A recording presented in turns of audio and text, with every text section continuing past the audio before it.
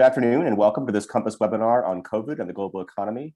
My name is Eric McGilvray. I'm a professor in the political science department here at Ohio State, and I'm the coordinator of this year's COMPAS series on COVID-19.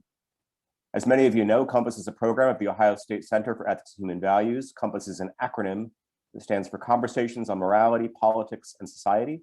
And the mission of the COMPAS program is to promote informed and civil discussion of important and controversial public issues. Obviously, the COVID-19 pandemic is one of the most important and controversial issues facing our nation and the world today. And today's panel is the third in our spring series of COMPAS events that explore the ethical and political dimensions of the pandemic and the response to it. Our next panel is 1 week from today on Friday, March 12th, at this time, also on Zoom. The topic will be authoritarian versus democratic responses to the COVID crisis, and it will feature David Stasevage from NYU and Jessica Chen Weiss from Cornell, with moderation by my colleague Rick Herman. More details about that panel and about the whole COVID COMPAS series, including videos of our previous events, are available at cehv.osu.edu/compass. Today's panel, Is This the New Normal? The Global Economy After COVID, will be moderated by my colleague, Ben McKean. I'll let Ben introduce our panelists, but first let me briefly introduce him. Ben is Associate Professor of Political Science here at Ohio State. He's a political theorist whose work focuses on the problem of justice in a neoliberal global economy, on populism, and on the relationship between theory and practice, all of which makes him an excellent moderator for this conversation. His book, Disorienting Neoliberalism, was recently published by Oxford University Press. Ben, take it away. Great, thanks, Eric. It's a pleasure to be here. I'm really looking forward to this excellent panel. And it's my honor and privilege to introduce our two panelists. So I'll give brief biographies, brief introductions for both, and then we'll start with Elisabeth before turning to Abraham. So Elisabeth Reynolds is a principal research scientist and executive director of the MIT Industrial Performance Center, as well as a lecturer in MIT's Department of Urban Studies and Planning. She's also the executive director of MIT's initiative on the Work of the Future, which was launched to understand the relationship between technology, work, society, and to study how technology can be developed to enhance and augment human activities.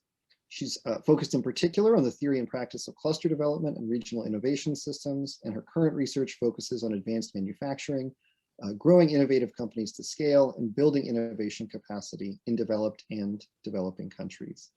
Thanks very much for being with us today, Elisabeth. Briefly introduce also Abraham Newman.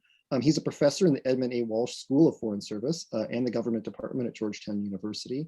He's also the director of the Mortara Center for International Studies. His research focuses on the way in which economic interdependence and globalization have transformed international politics. He's the author of Protectors of Privacy, Regulating Personal Data in the Global Economy, the co-author of Privacy and Power, The Transatlantic Struggle Over Freedom and Security, and Voluntary Disruptions, International Soft Law, Finance, and Power. He's also the co-editor of several volumes, including a new volume he co-edited that's been published just this week, called The Uses and Abuses of Weaponized Interdependence. So with no further ado, I want to turn to Elisabeth Reynolds for our first presentation. So take it away. Great. Thanks, Ben, and thanks, everyone. It's really a pleasure to be with everyone here today. Wish we were in person, but we'll have to put that off a little bit longer. I'm going to present some of the high-level findings of some work that we've just published as part of the MIT Task Force on the Work of the Future. So I'm going to talk about that particular angle and interweave our thoughts on COVID as a sort of way to kick us off today. So let me begin by sharing.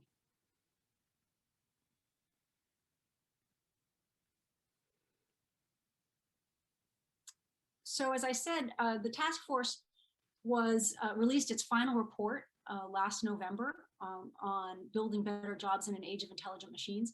This was a task force created in the spring of 2018 by the president of MIT, Raphael Reif, to address the sense that, the robots are coming, they're going to take our jobs, they're going to take our children's jobs, and you, MIT, you invent robots, what are you going to do about it?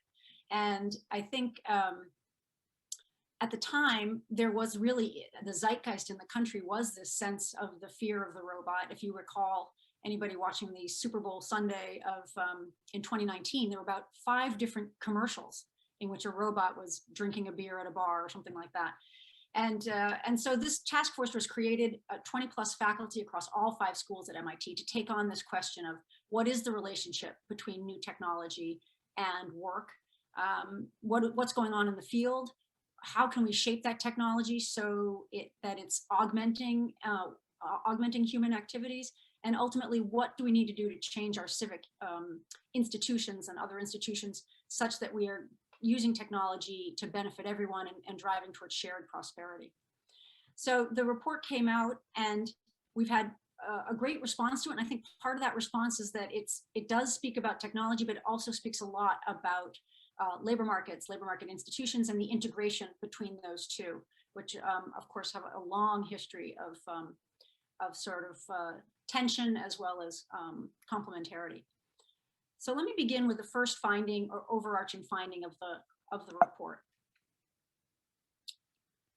The first point we make is to sort of address this question: will there be enough work? You know, there was a time at one point where people were talking about universal basic income in all sorts of ways to deal with the fact that there would not be enough work for people. And the first thing we like to do is dispel that.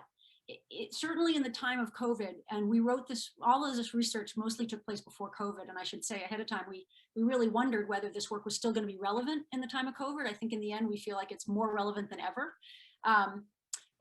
But the point is that technology has absolutely, it replaces work. Automation has taken away certain jobs, but it also creates new work. And what we know from the work of my colleague, David Otter, is that over 60% of the jobs today did not exist in 1940. So it's very easy for us to look at what we've lost. It's very hard for us to imagine what's ahead. But what we know is over time, with technology, the automation that's happened over the last century, that we've continued to increase number of people in the labor market. Our challenge has not been, and we don't think long-term will be, the quantity of jobs. It will be the quality of jobs. And even today, as we talk about, you know, a realistic unemployment number of about 10%, or even the fact that 25% of the workforce may have to find new lines of work because we're going to see the elimination of many types of jobs. Our challenge, I think, long-term will still be this question of quality, that we do see coming back of the economy. We also understand the demographics of the country are such that we will have long-term, we have a shortage of workers. The second point is around what we've seen in terms of the divergence between productivity growth and what's happened to the typical worker's income. And here's a graphic that I think helps convey the challenge here. This is a graphic that shows, since the late 1940s, what's happened to US productivity over time relative to compensation growth. And if you were to just look at that top purple line, productivity per hour, relative to average compensation, meaning for all workers, those with 4-year degrees, et cetera, you'd say, well, these have tracked pretty well, and the benefits of productivity have been relatively well shared. But if you were to take out the 4-year degree holder or the supervisory positions there, and look at median compensation for the typical worker, which represents about 60% of the workers in the US, we see that there's great divergence began in the 1970s. And this is where we have had largely stagnant wages, though they started to bump up just before COVID. And if you're in that category of worker, when you look at technology and innovation and robotics, you have a very, a well-founded fear of what this all might mean for you, because you have not seen the benefits of this technology and innovation come to you. And there are a number of reasons why this is. So the first is the role of technology. We certainly have seen technology play a role in terms of digitizing a lot of routine work, and that technology tends to complement higher educated workers and replace the work of and substitute for the tasks of less educated workers. And this work, again, by my colleague David Otter, sort of highlights this. If we look at the changes in the occupational structure in the US, we see this job polarization happening. So we've grown jobs on the right-hand side, the higher paying jobs. We've seen growth in some of the lower paying jobs, service-oriented jobs, but we had the squeezing of the middle, a lot of manufacturing jobs, administrative and office work, And here is where we've seen automation start to eat away, if you will, at a number of our jobs, creating what is largely a distribution, kind of like a barbell. And again, in terms of COVID, if we put this in the context of COVID, COVID has hit particularly hard that low wage worker, the service-oriented worker. Think about hospitality, retail, food service. That's where we've had just an even harder hit to that group of workers than largely any other group. A second reason for this divergence, if you will, in the 70s, that started in the 70s, is globalization. And I'm sure Abe will talk a lot about this in his presentation. But trade has, while it's been a huge positive for world welfare and lifting many out of poverty, it's put tremendous pressure on manufacturing jobs in this country and in others.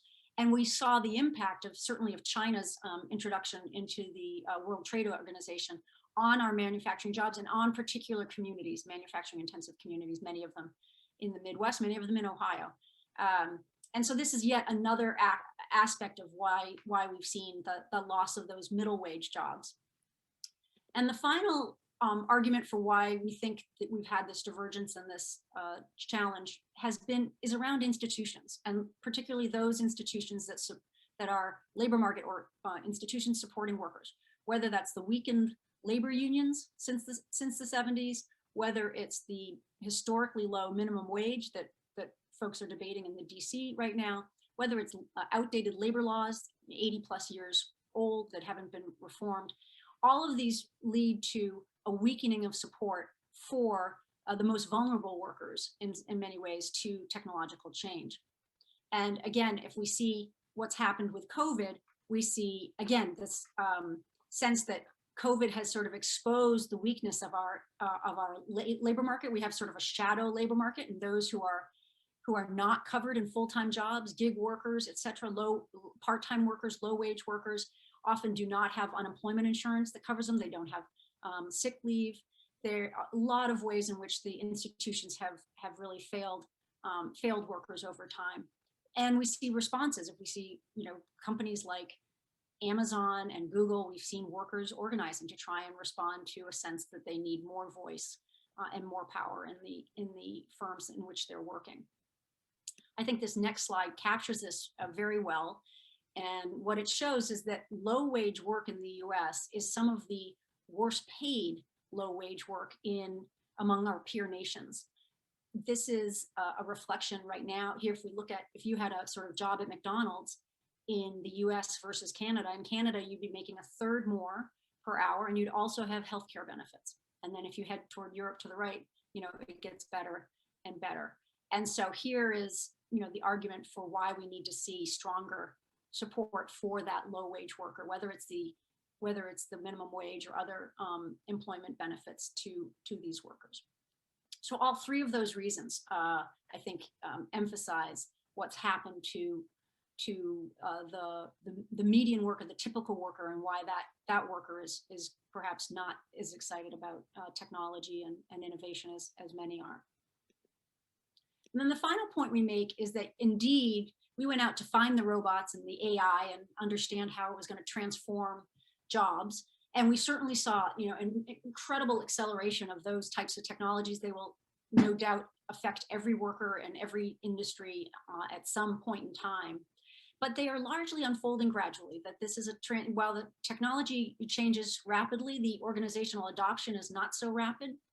And what we actually saw when we went out and looked at firms, we went and talked to manufacturers in Ohio, we talked to healthcare institutions, we looked at mobility in Detroit, we looked at a whole host of things.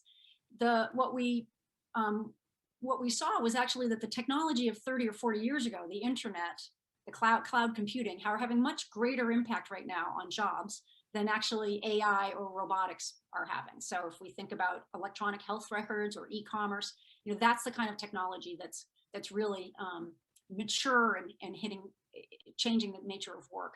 The other technologies will have that effect, but it's possibly 20 to 30 years away. We're at the first stage of some of these technologies. And I think if you look at autonomous vehicles, they're a perfect poster child for this you know, the vision is much more advanced than the actual technology is today. And a lot of the firms have been pulling back on their assumptions about whether we'll get to level 5 autonomy and when this will all happen and what the real goals are of that technology. So I think that's an important piece. Now, I will say also in the age of COVID, we certainly have seen and expect an acceleration in a lot of automation. A lot of firms have had to work with fewer workers. And once they figured out how to do that, they're not going to be going back necessarily to hiring more workers. So that is another aspect of this that I think is important to acknowledge. At the same time, I think that the COVID has actually emphasized the importance of workers. We've seen how essential workers are in many different industries. Unfortunately, some of those workers are kind of the worst paid and most economically insecure. But the flexibility that is needed to respond to the kinds of things people have had to respond is also important. And frankly, if we'd had more robots and things like healthcare, we would have been better off in any situation. So those are the three sort of highlighted areas of findings in our work. We go into deep detail with respect to different industries. And we also have a number of recommendations that I'll just speak to at a high level here. So first, no surprise, would be around investing and innovating in skills and training. This is one leg of any stool going forward. If we think about how we make this transition in the digital economy and what needs to happen for workers, certainly there's more investment that is needed here. We've underinvested in skills and training in the country.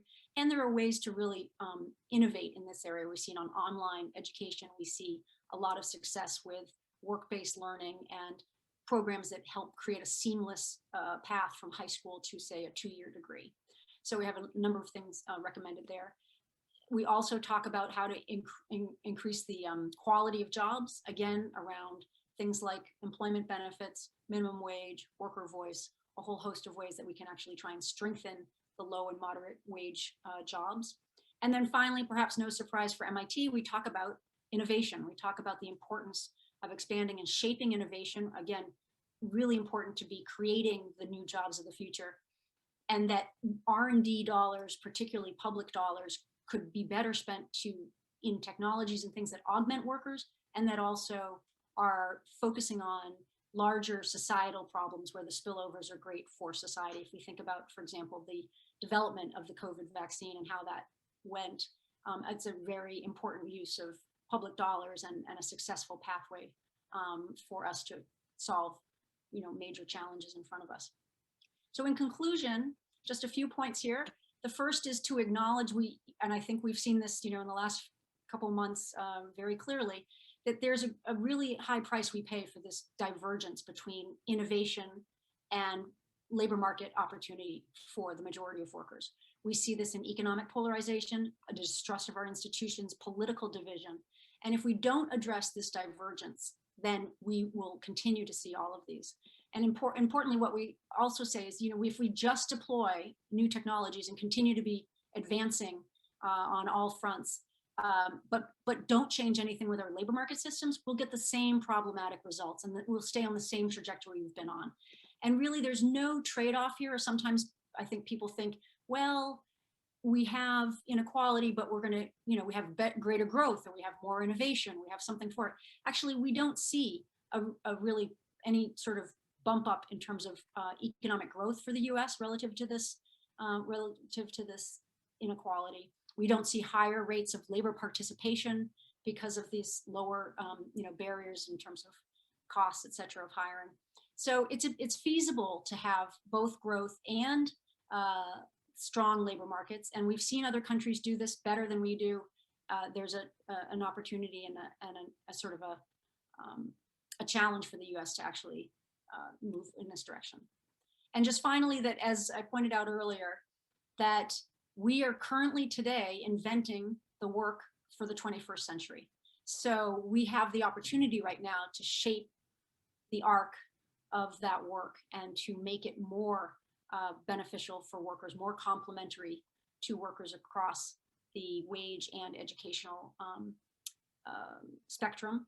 And so if we can bring together innovation in our institutions as well as innovation in our technology, we think we can create a future with greater shared prosperity. I will stop there. Thank you.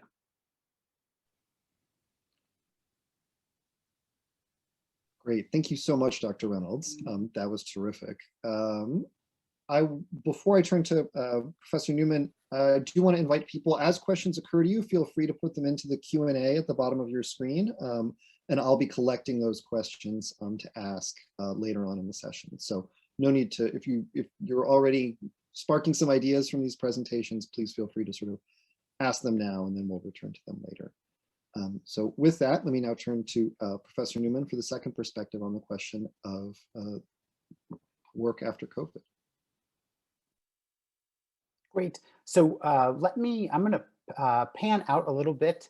And of course, I'm an international relations scholar. So I think a lot about globalization and the consequences that it has for politics. And what I kind of view COVID and the pandemic is I think of it as like in one of those reality shows, there's the big reveal, you know, it's like, we knew a lot about globalization for a long time. And people like to think of it basically as like, oh, it's about trade in the WTO.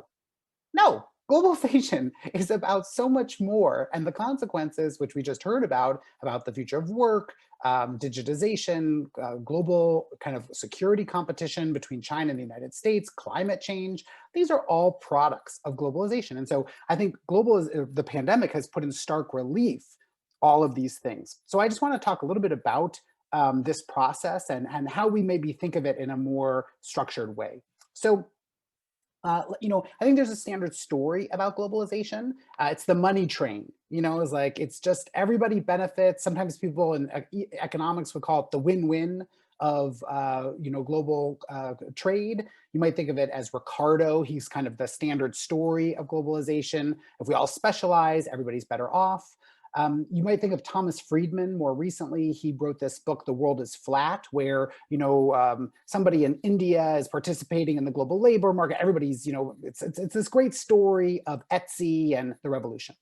And in that story, a few things happen.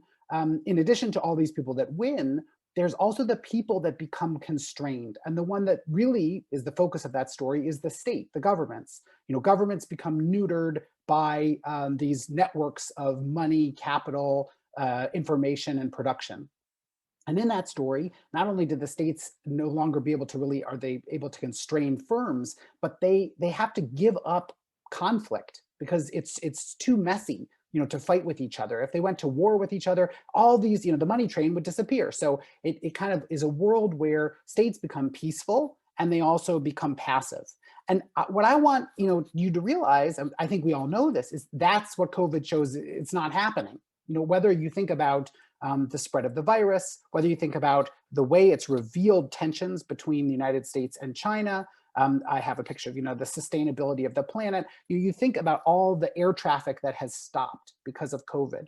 Or you think about the importance of digital technology, which we're all doing right now in Zoom, and how just a very few number of companies own that technology and run it and benefit from it. You know, all of these things emphasize the vulnerabilities, the inequalities, the things that are underlying globalization, which in many ways the COVID crisis has revealed. So in particular, I want to focus on three things. Two of them are really the what I think are the vulnerabilities within globalization that COVID has revealed. And then I want to kind of push for a way forward that resists what I would call simple solutions. So first is about asymmetries. The second is about fragility in globalization. So, you know, the first is just to say that global economic networks, information networks, financial networks, production networks, they are not often flat, as in the world of Thomas Friedman. They're often asymmetric, which means that there's a few parts of the network that are much more important than others. So you might think about Amazon's web services. We like to think of the internet as this very flat, you know, distributed network that's like anybody can join. But actually, the majority of global traffic goes through a few buildings that are very close to where I work. You know, near Dulles Airport, Amazon Web Services has all of its server farms, and that's where the magic happens. A few weeks ago, there was a Zoom blackout, and we were all like, Zoom blackout.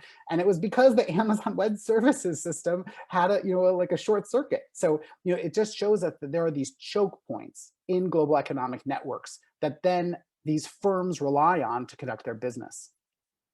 And here's just like a very anodyne example of it, which is this, you might recognize this as the Delta hub map. If you fly on Delta, you're going to end up in Atlanta. And that's how they've tried to create efficiencies in their system, is to centralize operations within this hub and spoke model. But then that means that if you want to go from, let's say, Cozumel to Bermuda, you're going through Atlanta, which is kind of a random, fact of this way that this firm has solved globalization. Okay, so the thing I want you to take away is that globalization is often not decentralized and fragmented, as kind of the standard story might tell you, but it's actually quite centralized. Now, why does this matter? Well, here, you have to enter the world of COVID, and also what my co-author and we call weaponized interdependence. It's that states start to see these hubs not just as economic efficiencies or market kind of spaces, but they use those to either to put a pressure on their adversaries or even release pressure in those places. So one of the things you've seen in the COVID crisis is what we would call generosity diplomacy. There are these production networks. There are shortfalls in the production of certain key goods, like let's say N95 masks or the vaccines or key technologies that are important for respirators. And so then you've seen in certain of these cases, the Chinese government has said, well, we're going to increase exports around these key choke points in order to raise our visibility or soft power in the world. On the flip side of this, you see other countries trying to restrict these types of exports or this type of, or using these global economic networks as a cudgel. The most recent example was in the European Union. There was a proposal to limit vaccine exports in a way which is quite strange for international relations scholars, because it's not about protectionism, it's not about preventing imports, but it's about hoarding, basically, and preventing exports. And so what I want you just to take away is that the global economic system has created these choke points in it, and that states are increasingly waking up to that, and they're thinking about how they can manipulate them for either self-benefit or also to kind of engage with adversaries or friends.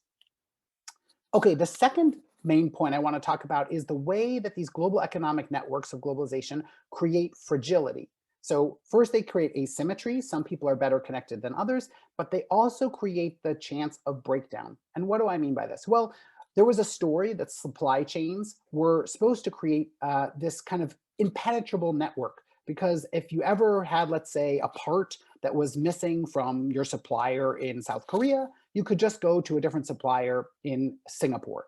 And so in that way, there was kind of like almost the vision of workers as infinitely replaceable. So was your supply chain. You could just replace anybody that fell down on the job with somebody else. But what happened is that because of the complexity of the inputs and the products that were being made, companies started to rely on just a few players in these supply chains. And then those players become better and better at producing their specific thing. And so the drive for efficiency actually created specialization, that people became so specialized that there were only a few parts producers that could supply the inputs that you need. And a great example of this is in semiconductors. There's a Dutch company called ASML. They make a very specialized, basically like a photograph machine, like a Xerox machine. But what they Xerox are the plans or the way you make a semiconductor.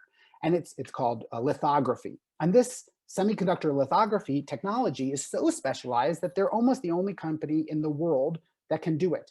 Well, if something happens to that company, it's not just a problem for one company, it becomes in the entire supply chain. We saw this in the COVID crisis with the material that goes into masks. It's this non-woven material. 70% of that material is generated by 2 firms in Germany.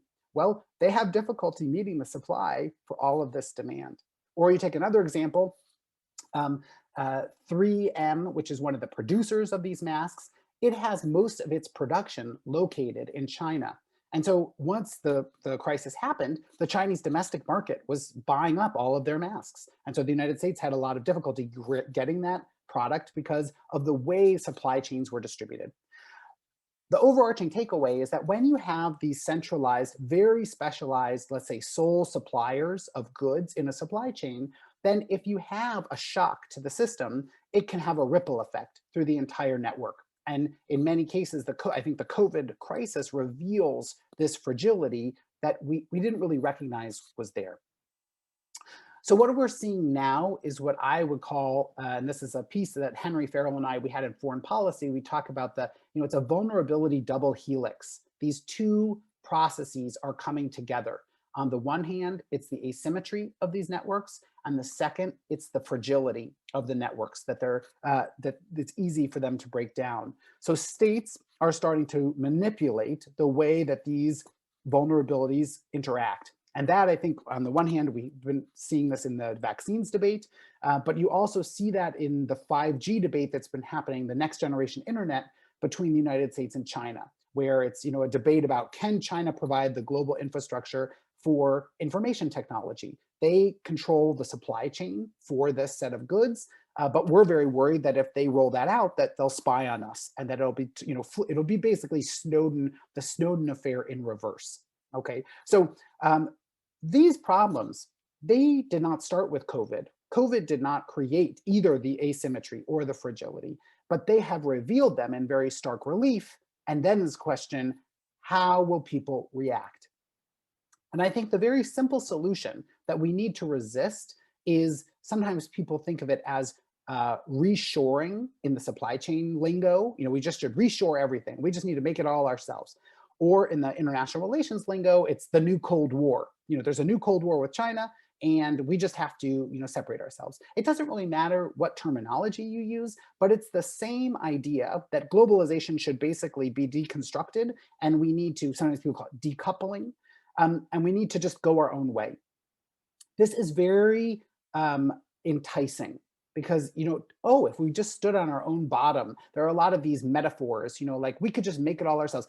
Buy American, they sound really great, but ultimately the key inputs for the products that we need, we are not able to source ourselves. If you just think about the COVID vaccine, let's say the Pfizer vaccine, it's reliant on a German company that invented this technology, and then it's being scaled up by Pfizer to make it for a global solution. Well, we couldn't have had this vaccine if we were just trying to do it by ourselves. But it's in a myriad of different technologies, this is the case. So take the example I gave about the non-woven fabrics. It's another example where if we just try to reshore things, we will not have the technologies or the supplies that we need to do them. And it's because supply chains have become so differentiated and the inputs to them so specialized that you need to combine resources with other countries. So I am pushing, beware of this. But what does that mean? What can we do? Well, that doesn't mean we give up. It doesn't mean that we just say, well, we now have all of these security threats and we just have to live with them. Instead, we need to have a new set of initiatives that address the vulnerabilities that globalization presents. And here, this is just one recent example. I think that's a good pathway forward is the Biden administration is conducting a critical review of US supply chains. And what I think is very important in this review is that they're not just calling for brute reshoring or for the new Cold War, but instead what they're saying is we need to identify those sole source areas, places where we're so dependent on one producer, and then think about the security context around that sole source provision. So you can imagine a case where with ASML and the Dutch producer of this semiconductor technology, we're allies, we're in NATO together. We can probably live with that. That's not like a sole source production that creates a big threat to us. But there are other places where, because of the context, let's say around the pandemic, or maybe because of our adversarial relations with somebody, we really need to think about that relationship. And it doesn't always mean that we have to turn to reshoring or buy American or those kinds of strategies. We might think about our allies as solutions to that. So take 5G. There are two companies in Europe, Ericsson and Nokia, that make the next generation internet technology. So we create a joint venture with them, or we create some kind of joint purchasing program. There are solutions where we can use alliance networks in relationship to supply chain networks. But that, I would say, is not something that has really been the focus of either supply chain management, which is kind of a business school thing, or political science, which is very focused on the great power competition. So my pathway forward would be one that's thinking about redundancies, thinking about resilience, and thinking about the way we mitigate vulnerabilities that are being presented by globalization, rather than just throwing the baby out with the bathwater. The last thing that I want to just talk about is the remarkable weakness of the global response to the COVID pandemic and how we need to address this issue. So as the COVID response has gone on, there has been almost no response at the global level to deal with this crisis, both on the side of vaccines, on the side of stopping the spread of the virus, ways to help the global south. There's been some debt relief, a minor proposal to deal with debt relief, but really when you think about the vastness of this challenge to the globe, the efforts at the G7, which is often seen as kind of how global the advanced countries would deal with this, has been almost nothing. And there, if you contrast it to the global financial crisis, where there was a massive global response, where the United States and the other Western companies, they basically, or countries, flooded the global economy with treasury bonds, like free money, basically. And so it's just an example of where how these leaders come together in a moment can be so critical for how we as a globe respond to these challenges. The fragility of the international architecture is what I want to stress here. And I think it's like an important place for us to focus moving forward, is saying the G7, different bodies that bring actors together, we need to recommit to these, because the failure of the global response, I think, has cost millions of lives. And so it's not just a kind of like, oh, international institutions, aren't they good or bad? No, if we do not have these functioning when a crisis happens, people die and people's lives are lost. And so we have to then see these not just as like, what's the right word, kind of the football of culture wars, but rather as like a key instrument and need in our society globally. Okay, so let me just conclude briefly by saying what I think COVID has really done is it revealed the long-running weaknesses of globalization. These weren't mysteries to people, but they were things that we ignored because we really focused on, I would call it the neoliberal fantasy, this dream that it was all win-win and we could all benefit. When of course, some people were winning more than others. Specifically, I think we need to confront these asymmetries and fragilities in the global economy, the same ones that Liz brought up that bring up inequality in domestic societies are happening at the global scale as well. The third point is that we have to confront a balance between our efficiency goals, that we want to have the cheapest input for this whatever supply chain, with security and vulnerability goals. It doesn't mean that we end globalization, but it does mean that sometimes we're going to have redundancies in the system. And look, the companies are going to need those, because when these vulnerabilities break down, it doesn't just hurt our national security, it also hurts the company's bottom line. So I think that these don't have to be in tension, this rebalancing. It can be something where companies can see the value of it. But I do think that governments are going to have to be pushing this to make it happen. And then the final thing is a larger project that I'm involved in, which is just rebalancing or re-embedding globalization so that it delivers for people. I think that we kind of got lost on what is the point of globalization. It was kind of like, oh, well, the point is to liberalize. No, the point is not to liberalize markets. The point is to deliver for people. And if liberalization is not delivering, then we need to rethink what we're doing. And so this is it's a project that I am doing with Kathleen McNamara at Georgetown. It's funded by the Open Society Foundation, and it's really kind of addressing these kinds of issues. How do we kind of think about the global economy as something that's supposed to help the people, not just liberalization?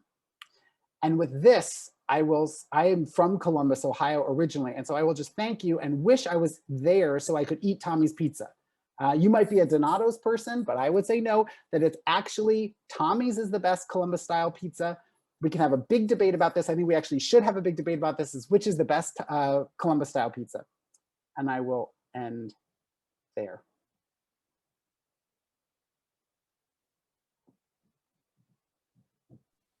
Thanks so much, especially for ending with a provocation. Hopefully we can stir up then the Q&A as a result.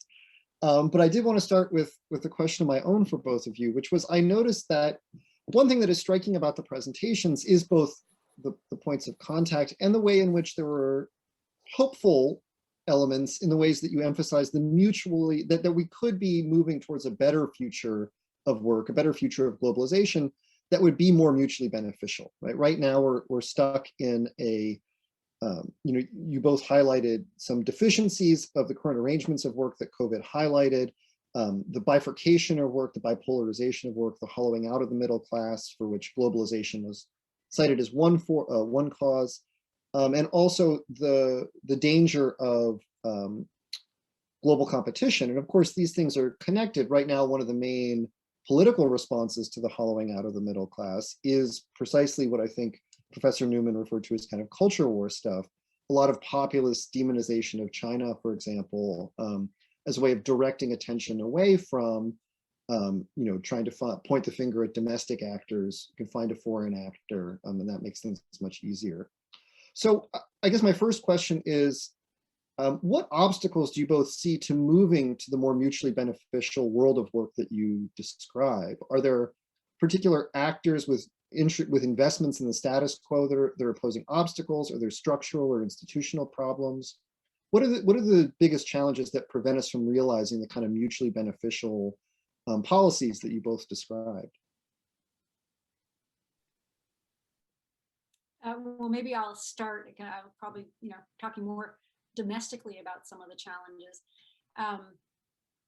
So, interestingly, I think you could immediately, you talk about the quality of jobs, and you'd say, well, we, practice a type of capitalism in the U.S. which is has been like driven by shareholder concerns and primacy versus stakeholder capitalism, and that's, one of the reasons why we see such poor quality of jobs, etc. At the same time, I think we've had a reckoning or a realization that this is quite a dangerous path. And we've seen it, of course, played out in our politics most recently. So in some ways, I have been surprised by how much consensus I think there is that we do have to get off a certain trajectory. So while I think we have a number of systems, institution, a capitalism that's kind of embedded in the type of laws and ways in which shareholders take priority and workers have been largely kind of left behind, if you think again about labor laws and things. At the same time, I feel like we've actually got a chance to make some changes. The other institution we have to talk about is our political institutions, the ability to actually develop consensus and move agendas forward that have broad support. So, there's relatively broad support, I think, for raising the minimum wage. There's relatively broad support for supporting the gig worker, broadly speaking. But the political process is such that we don't necessarily see an ability to move on those. We've got a lot of polarization, and I personally think it's the way it's in our electoral system that gets us in that place. So those are a few. I think that there are pathways forward, but they are going to require coalitions that require, particularly from the work of the future piece, a part in which the business community is on board and taking a lead on this as much as government policies, government institutions, etc. Yeah, I would just add that I think that it's important for political leaders to, and I think we're moving there by many political leaders, but is that in order for capitalism to work and be stable, it has to be embedded within a system that provides social protection for the people. And if you don't, you end up getting these populist outbreaks or heads on pikes. It's a very old story. It's not a new story, but if you have massive inequality either domestically or globally, it's not good for the market. So, and you know that there was a Financial Times, it was like a set of stories it was about a year ago now, where they were saying we have to end, you know, the kind of like short-termist capitalism view, and we have to think in a more socially responsible way. So if the Financial Times is coming out and saying that, it's a pretty stark example of that, you know, the pendulum is moving. I also think that the old view of globalization has left the building. There are very few people that are saying we should go back to the 1990s and it should just be about whatever, you know, however we can open markets and firms. I think that there's a problem still about seeing what is that future that is out there. And I do think that some of the challenges require new thinking, both from the academy, but also from politicians. Like the problem of the digital economy, it's not just about having like a tax on digital services.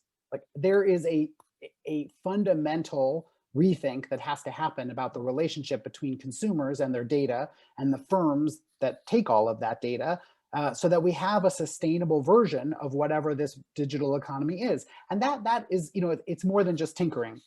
Similarly, I would say about like how we think about the distribution of tax resources globally. You know, why do we have tax havens? It's just silly. It doesn't make any sense. We have them because rich people are powerful and they keep them open. But if we're really going to think about addressing these major types of inequality domestically and globally, then, you know, Europe, the United States have to shut those down, and they have the power to do that.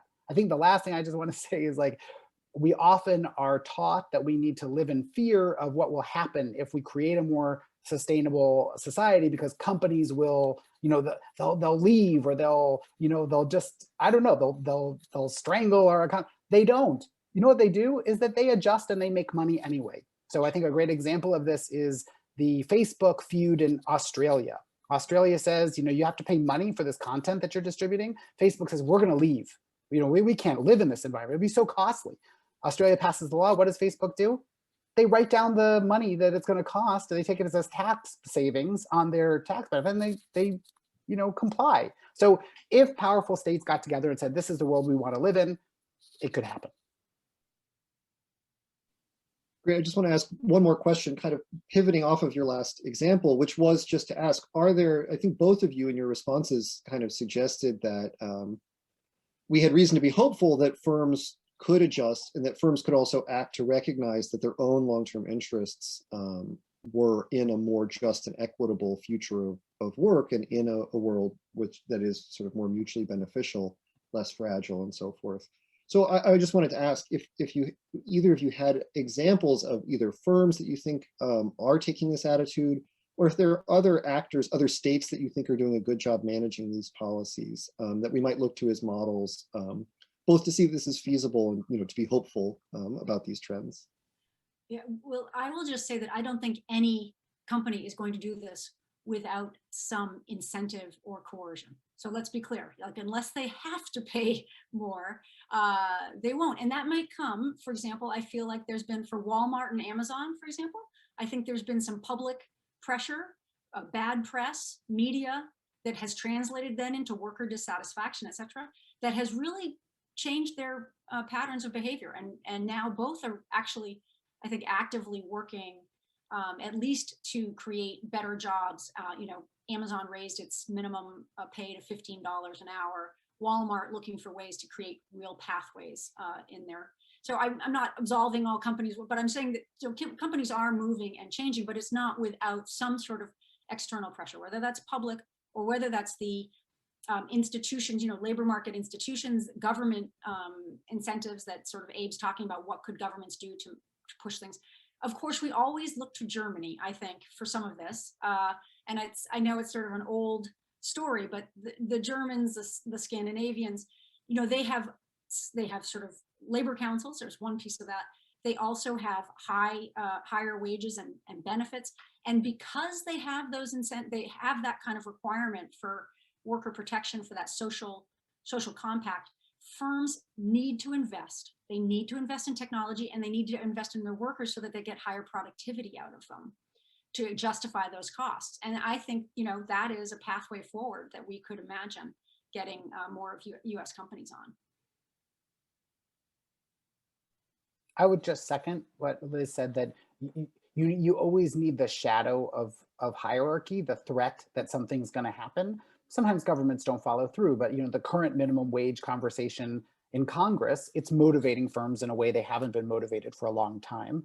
And I think the same thing with like the supply chain review that I mentioned. It's like the government has to signal that there's going to be a lot more friction in the system if the companies don't respond.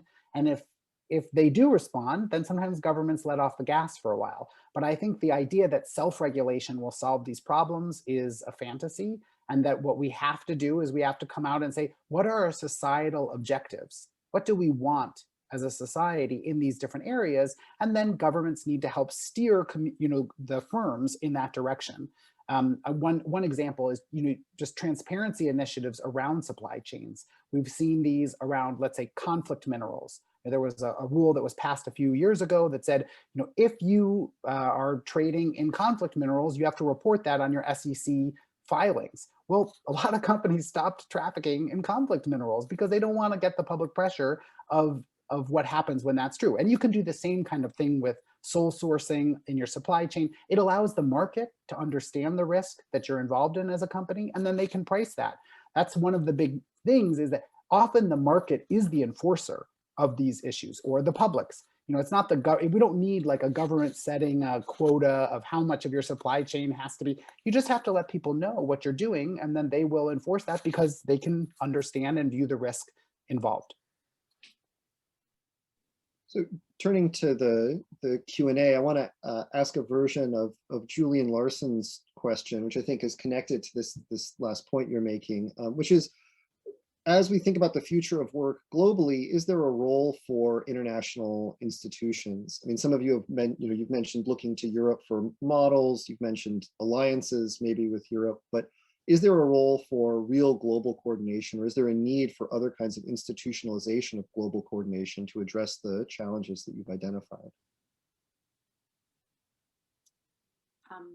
Shall I go first, and then maybe Abe will weigh in? So I think there's always been that vision, and I know that the ILO has, tried to kind of bring a global perspective, particularly on, again, low-wage workers or gig workers, and how we might work on that, particularly when we see the international use of these, of offshore supplies of workers, and what Mary Gray calls ghost workers, everybody who's behind the scenes of your algorithms, figuring out whether something is a cat or a dog.